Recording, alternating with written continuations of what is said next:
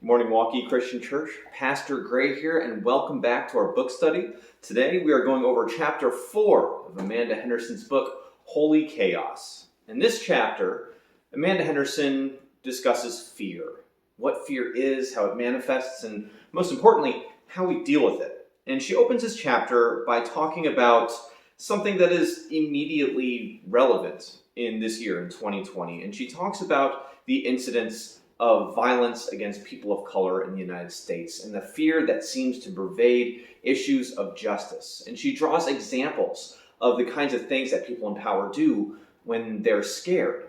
And when she concludes from this is that fear is a mechanism that we have, and it's hard to understand and it's hard to empathize with, even when it comes from within. She talks about fear as being that thing that is existential and that alerts us to real threats to our physical survival. She talks about fear in the body specifically and where it comes from. And she says on page 53, the cerebral cortex, the brain's center for reasoning and judgment, becomes impaired when the amygdala senses fear. She talks about the responses that we have in our body from fear today aren't always helpful. They are evolved responses from a bygone age that don't translate into our contemporary fears, like losing a job or long-term investments or the availability of daycare or even personal slights by family members or loved ones or the complicated political environment we find ourselves in today. Fear is weird like that, is what Amanda is saying. And she talks about fear as a tool of oppression. And she says on page 54, as our fear of physical threats has fallen, other worries have filled the void. People will, for the most part, believe what they are told in times of crisis, and so government officials, whether their motives are good or evil, capitalize on or completely fabricate the crises. So, a word about that. She says whether they are good or evil. She is not saying that all responses to fear by people in charge, government officials, are manipulative, evil, or, if you want to be conspiracy theory minded, part of some deep state or secret society, right? She is saying that this is just a way that things work. Leaders and governments work in times of fear, in times of crisis, and not always for the right things. She says, stoking our fear assures that the interests of the powerful remain secure. So if we are responding to fear, that is one thing. But if we are creating fear, manufacturing, fabricating fear for our own ends, that is when it becomes a problem. Think about if you subscribe to 24-hour news networks. How often do these talking heads on these networks tell you that you ought to be afraid? How often are their voices elevated, or are they shouting, or are they drawing in parallels between scary hypothetical scenarios and what's happening today, or pointing fingers at people who they are saying are going to destroy America, destroy the world? Is this really a true thing? Is this really a fear that is going to happen? Is this really healthy for them to be stoking fear? And Amanda says, no, it's not. Then she talks about the fear of God. And this is actually a really interesting thing when we had the class in person. We talked about this word, fear, when it comes to fear of God. And on page 55, she says, the seemingly contradictory imperatives to 1, fear God, and 2, not be afraid, are in a sense complementary. Holy fear, or awe, is different from the fear that debilitates and paralyzes and keeps us from being in relationship with one another.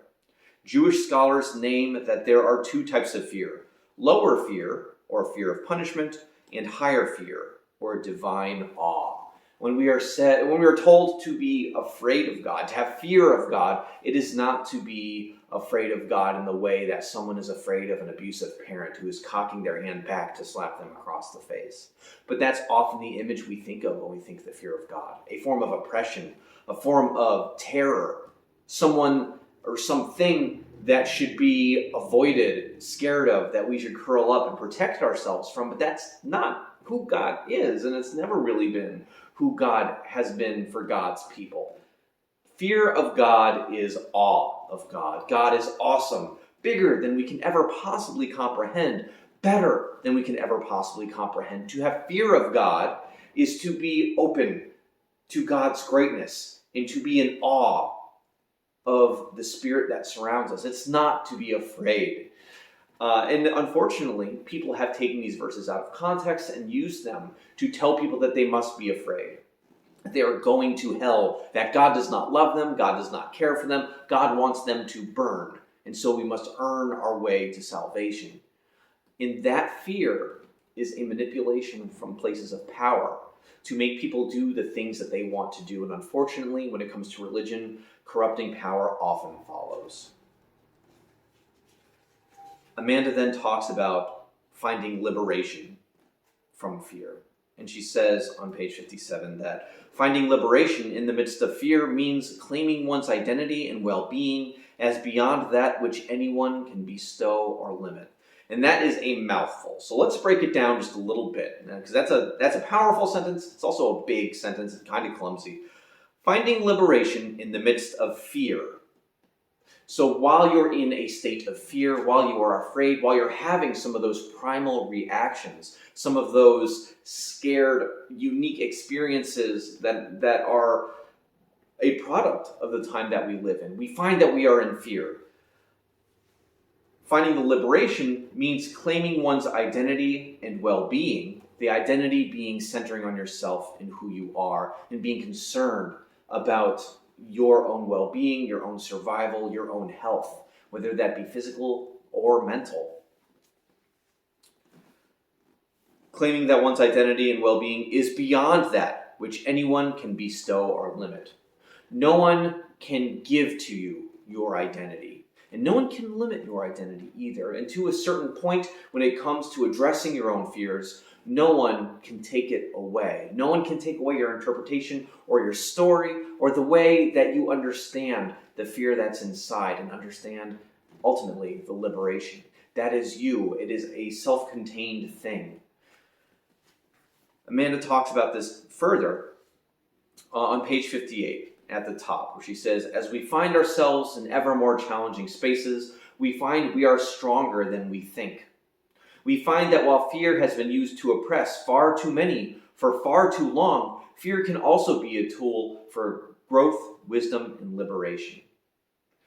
So fear is a natural response, and natural responses are not good or bad any more than responses of joy are good or bad. It's all about how we interpret them. It's all about how we use them.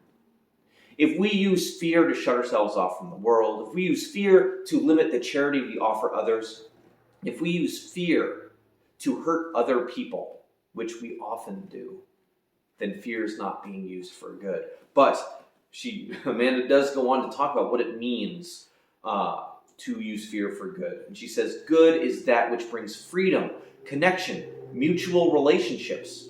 Goodness generates more goodness and moves us toward justice and fairness. Bad is that which contains us, keeps us from freedom, oppresses, hurts, and creates disconnection and division.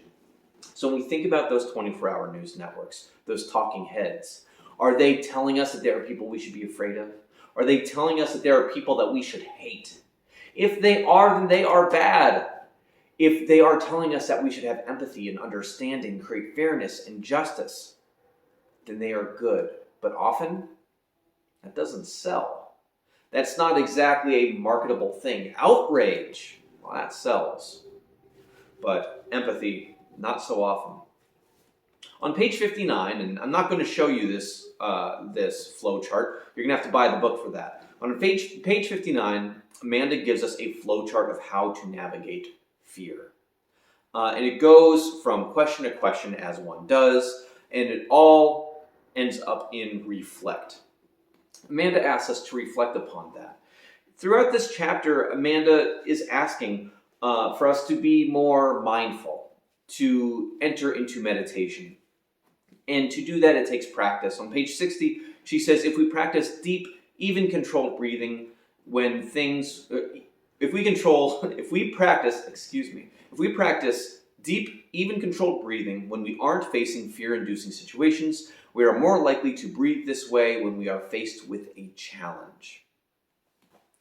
This is sort of the cornerstone of mindfulness, is deep breathing and centeredness. It's when we are not thinking about the future, we are not thinking about the past, we are just in the now. Obsession with the future is anxiety, and obsession with the past is depression when they're negative, right? When I was reading this chapter, I was reminded of an author. Her name is Tara Brach, and she has this method called RAIN. And RAIN stands for reflect, accept, investigate, and nurture. And it seems to me that what Amanda is asking us to do here is not so incredibly different than RAIN. So the first thing you want to do when you are frustrated or angry or you're having a hard time is you want to reflect. You want to say, what is going on?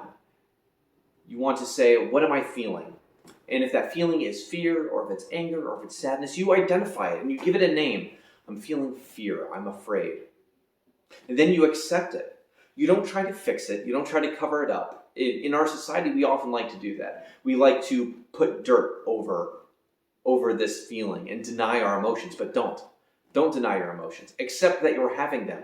Emotions are not things that are easily controlled. We are prone to emotions because they're reflexes. So accept that you're having them. Don't deny yourself. And then investigate. And when we say investigate, we don't mean figure out where it's coming from, per se. But find in your body where you feel that emotion. Where are you feeling it the most? I feel it most in my eyes. When I am stressed out, anxious, afraid, I feel it around my eyes, and I'm especially prone to migraines. So this might just be a thing where I'm most tender. That's where I get the most defensive. But often it can be like a rock in your stomach, or if you have an old injury or a throbbing knee, sometimes that pain will just gravitate there. Find it. Find it in your body where you're feeling it. And then give it a color. Give it a shape. Play with it. Investigate that feeling in your body and in your soul. And then once you have, nurture yourself. Have self-compassion. We're afraid of having self-compassion in our culture because we dismiss it as being self-centered. But it kind of is and it kind of isn't. Selfishness is not wrong. We have to be selfish if we are to survive. It's like when you're in an airplane and the oxygen masks fall. They tell you, put yours on first, because if you don't have yours on and you pass out, how are you going to help anybody else? It's the same thing with our emotions. We must help ourselves first. We must address this, and RAIN is a great way to do it.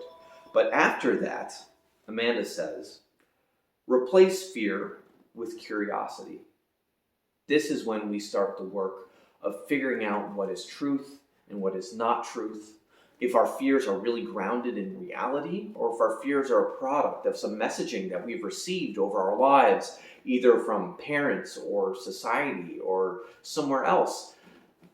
Engage with it. Give into your fears. Delve into those deep places. And this is the way that we remove things like biases. It's in breaking bread with people who are not like us that we remove the fangs of the beast, of this creature that we have imagined to be the people who are not us.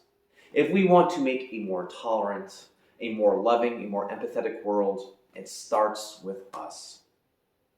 We are called to practice these acts of meditation and mindfulness and reflection so that we can embrace this spiritual fear of God, which is awesome. So that's it for today. That's it for chapter 4. Please come back for chapter 5, where we talk about wonder as an act of justice. Until then, I'm Pastor Gray. Thanks for watching, and I'll see you next time.